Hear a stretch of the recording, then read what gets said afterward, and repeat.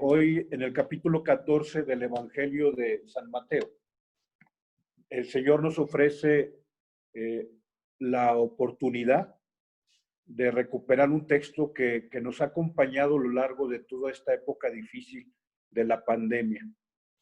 Hoy el Señor nos permite recuperar aquel texto que ustedes ubican, el Papa Francisco leyó en aquella celebración hermosa en la Plaza de San Pedro, solo, una Plaza de San Pedro siempre atiborrada de manifestación de fe y de personas que, aunque no tengan fe cristiana, van porque quieren conocer el centro y el corazón de la vida cristiana. Aquella imagen del Cristo que libró a Roma de la peste, presidiendo esa liturgia, esa imagen del Papa Francisco, caminando con dificultad, subiendo 2, 3 escalones con dificultad. Bueno, las imágenes creo que al describirlas se van volviendo vida en nuestra mente.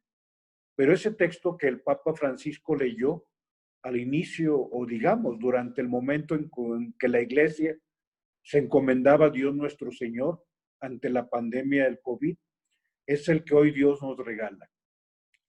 Quisiera, antes de ir al texto bíblico, a lo mejor ahora sí de forma inusual, hacer una referencia de una narrativa para poder después aterrizar algunas ideas concretas. Puse esta frase porque es una de las afirmaciones de Isaac Bashevis Singer, este hombre que aparece aquí en su portada del libro, un libro que te recomiendo, Los cuentos de Isaac Bashevis Singer. Él fue Premio Nobel de Literatura en el año 1978. Pero Isaac Bashevis Singer tiene un genio que Dios nuestro Señor le concedió.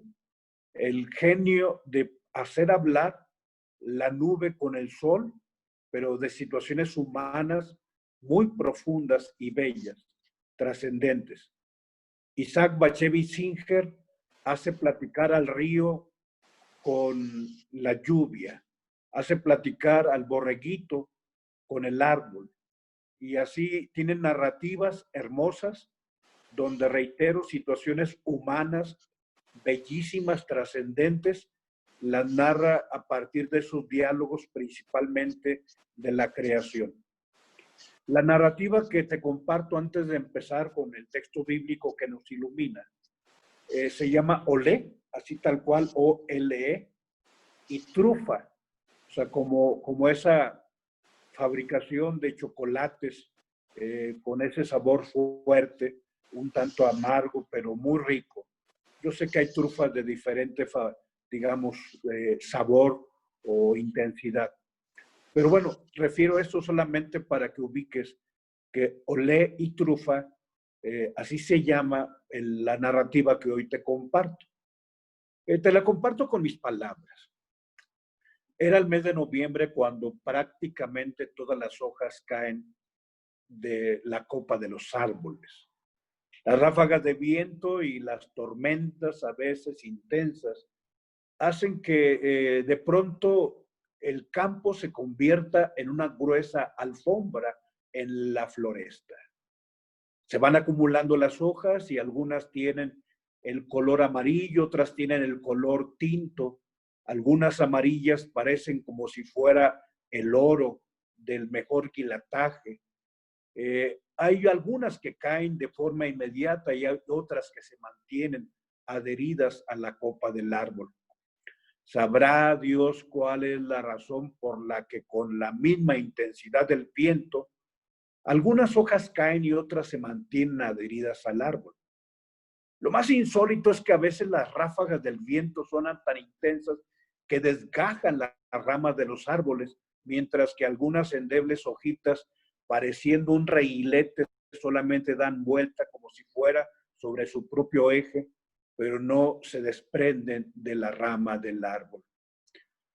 En la parte alta de aquel árbol se encontraban dos hojas, una más espigada y otra mucho más robusta. La robusta se llamaba olé y aquella más espigada se llamaba trufa. Posiblemente aquellas dos hojas se mantenían adheridas a la rama del árbol por el amor que mutuamente se profesaban. Efectivamente, Olé era mucho más antigua en cuanto al origen del tiempo. Tenía, por decirlo así, mayor edad, mientras que Trufa era un poco menor en cuestión de edad, si así le llamamos. Pero Olé amaba a Trufa y Trufa amaba a Olé. Y en las noches de las tormentas fuertes, ambos se motivaban y le decía Olé a Trufa, Trufa, aunque el viento sea intenso, tú debes mantenerte, así es el plan de Dios. Una hoja no debe soltarse mientras que Dios no marque su palabra. Y Trufa le decía, pero tú, Olé, también haz lo mismo. Efectivamente, durante las noches, a veces cuando estaba tranquila y serena aquella noche, hablaban de cosas del amor, de que para Olé Trufa era lo más amado y para Trufa Olé se convertía en la razón de su existencia. Hubo un momento en donde la tormenta se puso intensa y Olé le dice, Trufa, recuerda, no debes desprenderte. Dios es quien marca cuando una hoja debe caer y una hoja debe mantenerse, porque ninguna hoja se cae del árbol sin la voluntad de Dios nuestro Señor. Trufa, mientras puedas, debes adherirte a la rama y a la copa del árbol. Y Trufa le dice, pero Olé, tú tampoco te desprendes porque ¿qué haría yo si tú te desprendes de la hoja de la copa del árbol? Trufa, te reitero, si yo llegara a desprenderme por alguna razón, tú debes mantenerte fiel, firme, hasta el tiempo que Dios nos marque. Pero Olé, ¿por qué me dices eso? Porque te amo, Trufa. Pero mira, Olé, ya estoy amarilla, el tiempo ha pasado, ya no hay el sol que me hace que en la fotosíntesis mi textura se ponga verde, como cuando un día nos enamoramos. ¿Por qué me dices que me amas? ¿Y quién te dijo? Le dice Olé. ¿Quién te ha dicho, Trufa, que el amarillo es lindo y que el verde es lindo y que el amarillo no lo es? ¿Quién te ha dicho que el verde es lindo y el amarillo no lo es? En ti todos los colores son hermosos, ¿me entiendes? Olé, tus palabras son hermosas, pero no son verdad. Trufa, siempre te he amado, pero hoy te amo más. Resiste, Trufa, resiste. Y en aquel momento sobrevino lo impensable.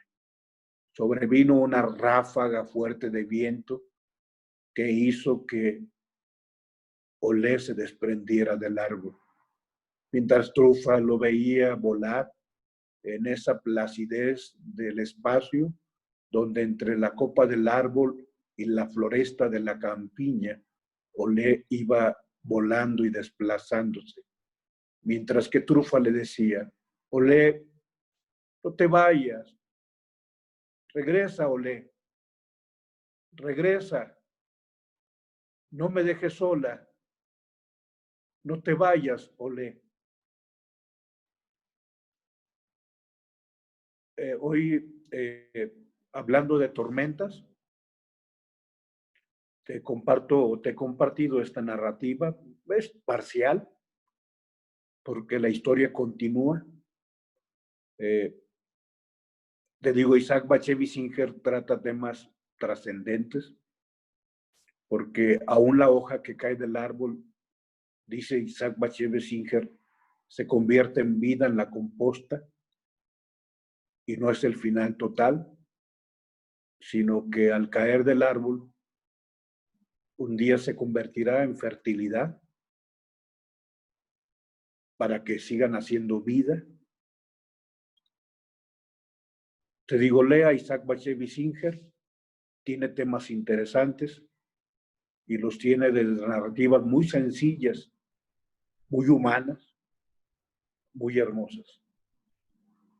Bien, vamos a, hablando de la tormenta, encomendarnos a Dios y a leer el Evangelio. Adelante. Es el capítulo 12, el versículo 22 al 36 del Evangelio de San Mateo. Que el Señor esté con ustedes. Proclamación del Santo Evangelio según San Mateo. Después que la gente se hubo saciado, Jesús apremió a sus discípulos a que subieran a la barca y se le adelantaran a la otra orilla, mientras él despedía a la gente. Y después de despedir a la gente, subió al monte a solas para orar. Llegada la noche, estaba allí solo. Mientras tanto, la barca iba ya muy lejos de tierra, sacudida por las olas, porque el viento era contrario. De madrugada se le acercó Jesús andando sobre el agua. Los discípulos, viéndole andar sobre el agua, se asustaron y gritaron de miedo, pensando que era un fantasma. Jesús les dijo enseguida: ánimo, soy yo, no tengáis miedo. Pedro le contestó: Señor, si eres tú, mándame ir hacia ti andando sobre el agua. Él le dijo: ven. Pedro bajó de la barca y echó a andar sobre el agua, acercándose a Jesús. Pero al sentir la fuerza del viento le entró miedo, empezó a hundirse y gritó: Señor, sálvame. Enseguida Jesús extendió la mano, lo agarró y le dijo: qué poca fe, ¿por qué has dudado? En cuanto subieron a la barca, amainó el viento. Los de la barca se postraron ante él diciendo: realmente eres hijo de Dios. Terminada la travesía, llegaron a tierra en Genesaret, y los hombres de aquel lugar apenas lo reconocieron. Pregonaron la noticia por toda aquella comarca y trajeron donde él a todos los enfermos. Le pedían tocar siquiera la orla de su manto, y cuantos la tocaron quedaron curados. Palabra del Señor. Gloria a ti, Señor Jesús. Te digo, hoy nos regala el Señor este texto que fue el que tomó el Papa Francisco cuando ofreció al mundo en ese mensaje. ¿Te acuerdas que nos pusimos de pronto con una interrogante? ¿Por qué el Papa va a dar un mensaje Urbi et Orbi? ¿Qué significa un mensaje Urbi et Orbi? Y bueno, pues ya clarificamos y creo que nos ayudó a formarnos más de que un mensaje Urbi es para el mundo, et Orbi es para la ciudad, que el Papa lo da en su categoría de vicario de Cristo al mundo y en su categoría de obispo de Roma a la ciudad de Roma. Y que sus mensajes principalmente son dos, en la Navidad y en la Pascua. Pero en esta ocasión te decía, cuando estábamos en medio de la pandemia, tomando este texto, en aquellas imágenes que ya he recreado cuando empezamos esta reflexión, el Papa Francisco, ante el Cristo que libró a Roma de la epidemia, de la peste, ofreció y puso al mundo en las manos de nuestro Señor. Bueno, he subrayado del texto solamente estas dos frases. Mientras tanto, la barca iba ya muy lejos de tierra, sacudida por las olas, porque el viento era contrario. Y la frase abajo en rojo: en cuanto subieron a la barca, amainó el viento. Adelante, vamos a hablar acerca de la barca de San Pedro. Y bueno, la barca de San Pedro es una imagen de la iglesia, pero una imagen también de la vida de todos nosotros. O sea, la barca de San Pedro es nuestra propia existencia. De hecho, así referimos en ese canto del pescador nuestra propia vida. Tú has venido a la orilla, no has buscado ni a sabios ni a ricos, tan solo quieres que yo te siga. Junto a ti buscaré otro mar. Sí, sé que me brinqué el canto. Ahorita lo importante es que la barca es nuestra vida y la travesía. Dios, Cristo está con nosotros en la travesía. Y un día vamos a atracar en la otra costa, ahí donde la pesca es mejor. Pero mientras la barca se encuentra en la travesía de la mar, puede enfrentar no pocas dificultades. Sí, a veces la travesía es placentera, como si fuera un desplazamiento turístico, y otras veces es bajo el signo de la dificultad. Algunas veces el viento sopla en popa y otros azota contra la proa. Algunas veces la pesca se nos da prodigiosamente y otras veces, después de trabajar tantas noches como los apóstoles, no hemos pescado nada y nos vamos con las manos vacías a la casa, viendo que en la mesa de la familia no hemos puesto ni siquiera unos pocos peces, a pesar de haber trabajado toda la noche, no ha caído nada. Pues bien, te digo, la barca de Pedro es un relato demasiado parecido a nuestras vidas y una enseñanza también muy necesaria en nuestra vida. Debemos saber que todo en nuestra vida posee un sentido. Todo en la vida tiene un sentido. Aún aquellas cosas que, como la tormenta a la que hoy nos referimos, pudieran tener una apariencia, digamos, poco atractiva. Y en ese sentido, bueno, recordar, el que las cosas no sean como las pensamos no significa que sean malas. El que las cosas sean distintas a como un día las soñamos no significa que sean malas. Pueden ser infinitamente mejores. ¿Por qué? Porque el proyecto de Dios siempre supera tu proyecto y mi proyecto. Pero lo importante es adherirnos al proyecto de Dios. Adelante, te comparto una fotografía de una persona que quiero referirte. Ubicas que ahí ya es la parroquia de la Natividad del Señor, en el Polivalente. Ella, digamos, lo comparto porque ella lo publicó en las redes el año 2015, lo publicó ahí en las redes, 2014. Bueno, yo llegué a la Natividad el año 2014 y salí en 2017. Ella es amiga de la parroquia del Rosario. Quienes están aquí en la parroquia del Rosario la pueden ubicar.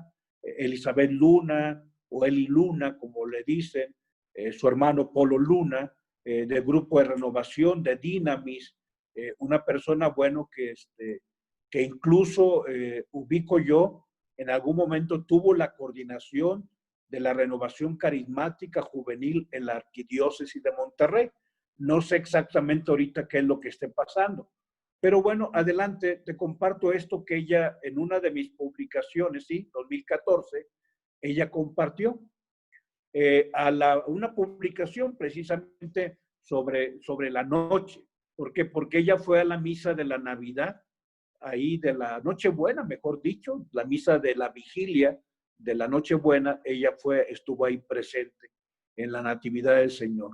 Y al siguiente día publica esto con unas fotografías de su estancia ahí en la parroquia de la Nati.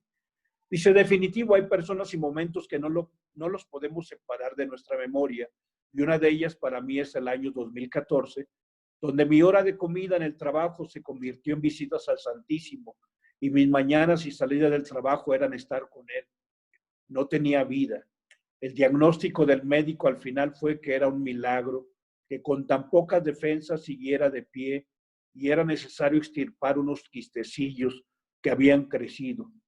En ese año recibí la más grande traición y humillación pública que he experimentado hasta ahora, y todo por querer demostrar la solidez de la cimentación de lo que estoy construida. Cada día era para mí una noche, y en todo momento recordaba lo que la parroquia del Rosario me había enseñado: amar y servir. Las constantes palabras de San Pablo eran mi animación. Todo contribuye para bien de aquellos que aman al Señor. Y a pesar del dolor, frustración, lloradera y su silencio, sabía que algún día saldría el sol y podría ver los frutos de lo sembrado. Gracias, Blanca G. García Hernández. Nunca olvidaré ese abrazo que me diste. Después de mi renuncia, fuiste la extensión de los brazos del mismo Dios. Gracias, Padre Rogelio Narváez, porque con su mirada y la frase "fue tu noche", aquel 25 de diciembre en su parroquia La Nati, lo entendí todo. Feliz, feliz, muy feliz cumpleaños. Benditas tormentas. Te comparto esto porque es la barca de Pedro, es la barca de la iglesia. Y junto con ser la barca de Pedro es la barca de Rogelio y la barca de Eli, o Elizabeth Luna, como se llama. Pero es la barca también del que está en la vida como diácono, o de quien estudia el diaconado permanente, o de todos los que estamos aquí en este call center. O sea, esta es nuestra vida. momentos de dificultad, pero Dios está siempre junto a nosotros. Subrayo, no quiero dejar de subrayar lo que hizo Blanquita García. Un abrazo manifiesta todo. A veces, yo te reitero, cuando alguien vive momentos difíciles, dice uno, ¿qué palabra le digo? No le digas palabras, basta estar ahí, basta un abrazo. O como ella lo dice de un servidor, una mirada. Y ella dice, porque con su mirada,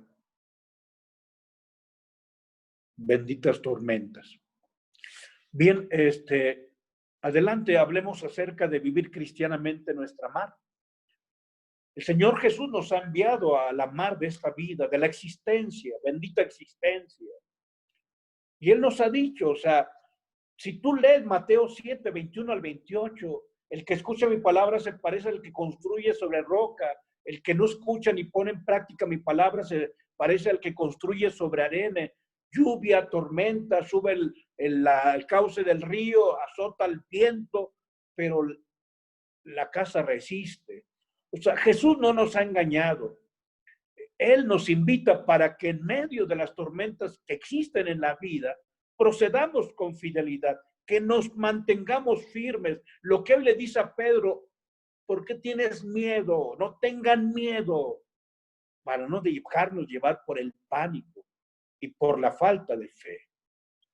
Y en ese sentido, bueno, si queremos vivir adecuadamente el ideal cristiano, no debemos tenerle miedo a renunciar a las pretensiones de que tu vida y mi vida sean solamente tranquilidad. O sea, si alguien quiere ser coronado, tiene que establecer la lucha. A nadie se le puede reconocer virtuoso si no ha establecido un combate.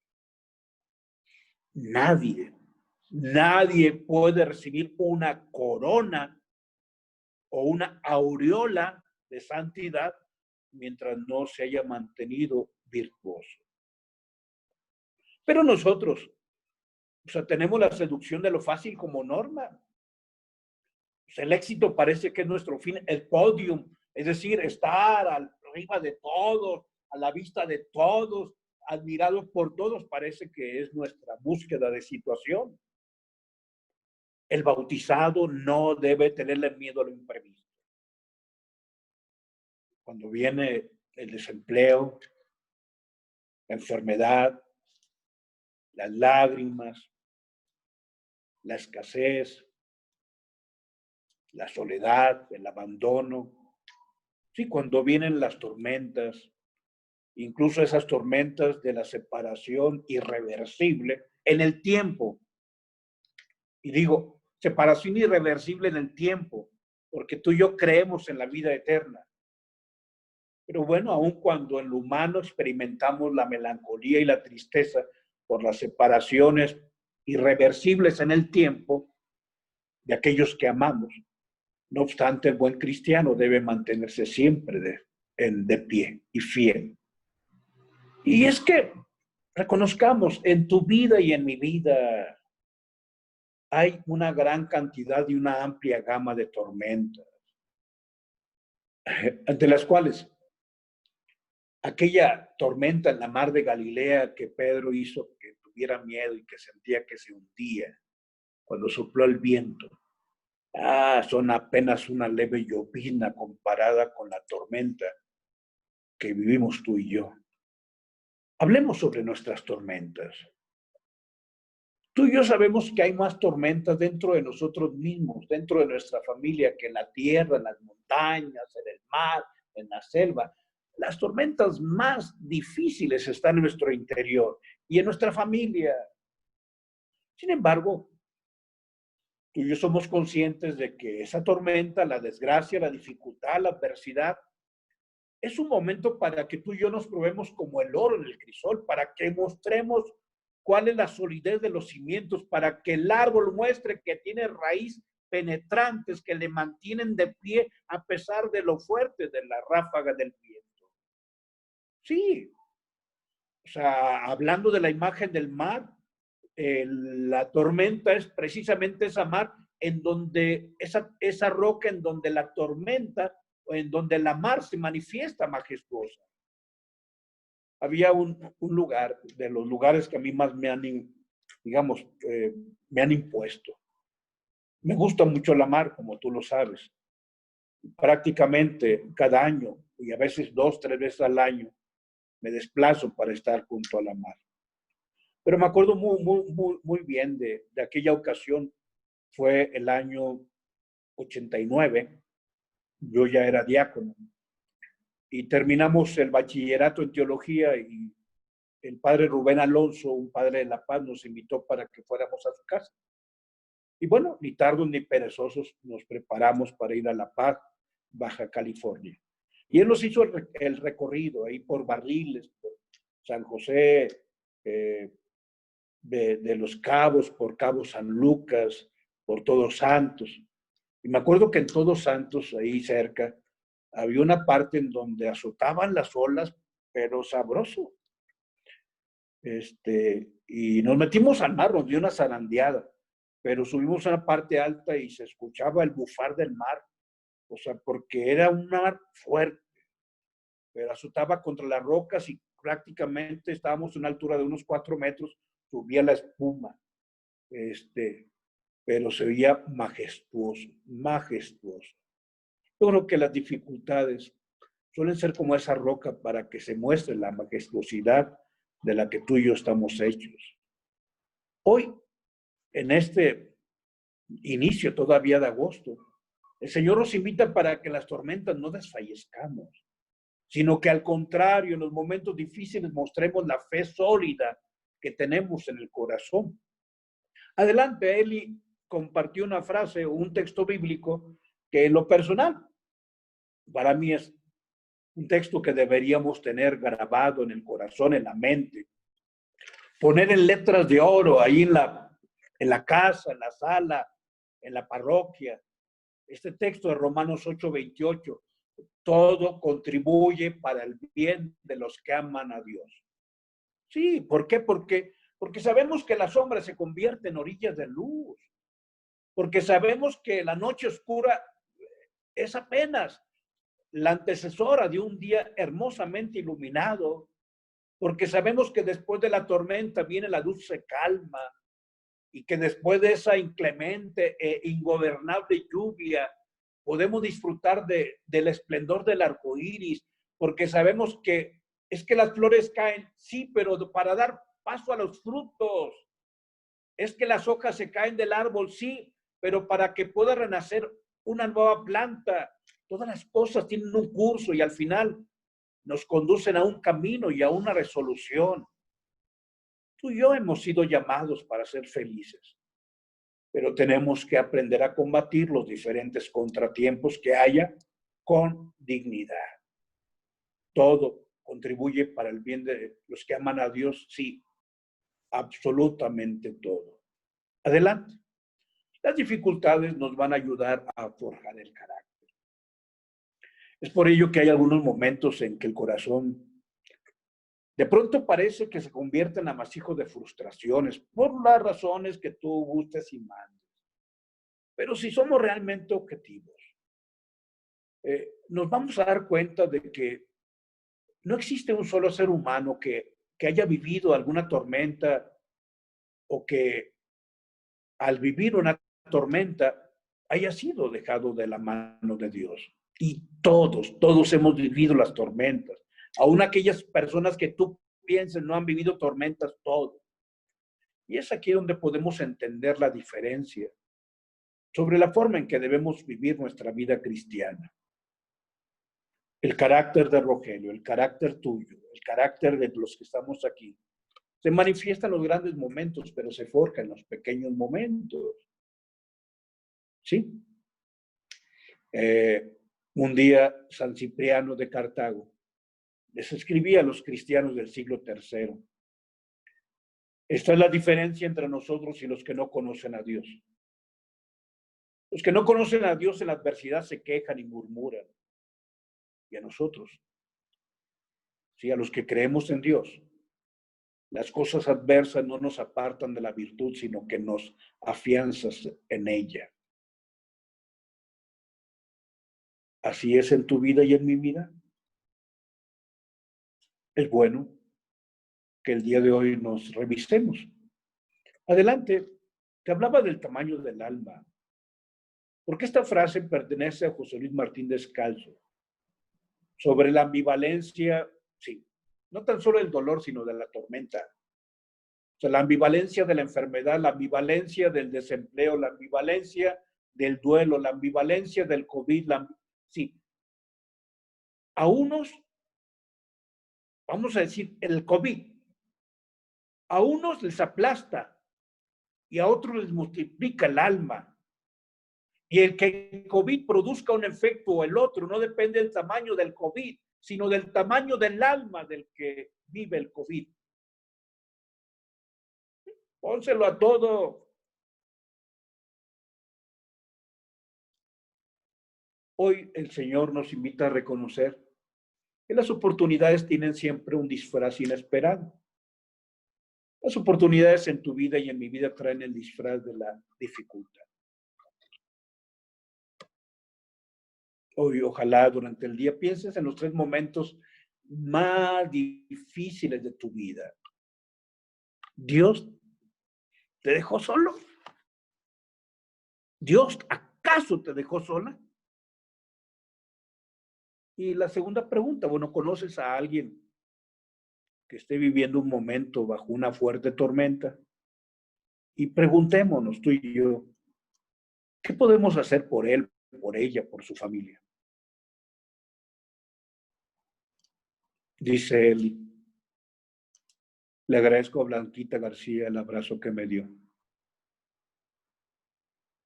Le agradezco al padre Rogelio la mirada. Y aquella expresión, esta es tu noche.